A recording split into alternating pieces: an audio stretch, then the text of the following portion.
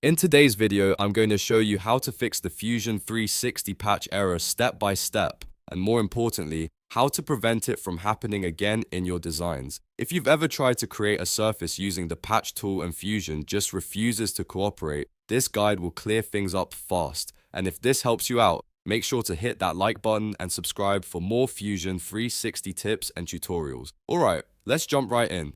First, let's quickly understand what this error actually means. A patch error in Fusion 360 usually happens when the software cannot generate a surface to fill a boundary.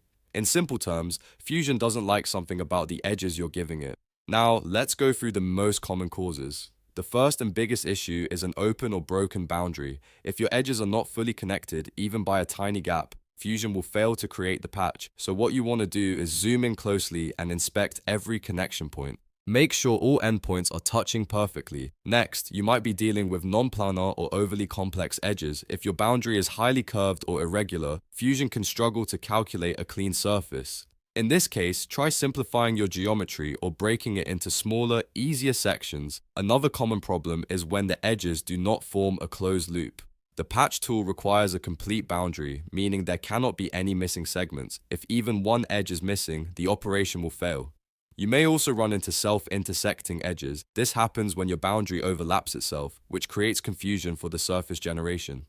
If that's the case, you'll need to clean up the sketch or remodel that section. Alright, now let's fix it step by step. Start by checking that your boundary is fully closed. Use tools like Sketch, Greater Than Inspect, or simply drag endpoints to ensure everything is snapped together. Next, repair any broken or overlapping geometry. Trim extra lines, extend edges where needed, and remove duplicates. Keeping your sketch clean is key here. If your shape is too complex, simplify it. Try reducing the number of curves or splitting the boundary into smaller segments that Fusion can handle more easily.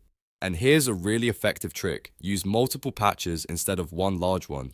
Creating smaller surfaces and then stitching them together often works much better than forcing a single patch. Quick tip to remember.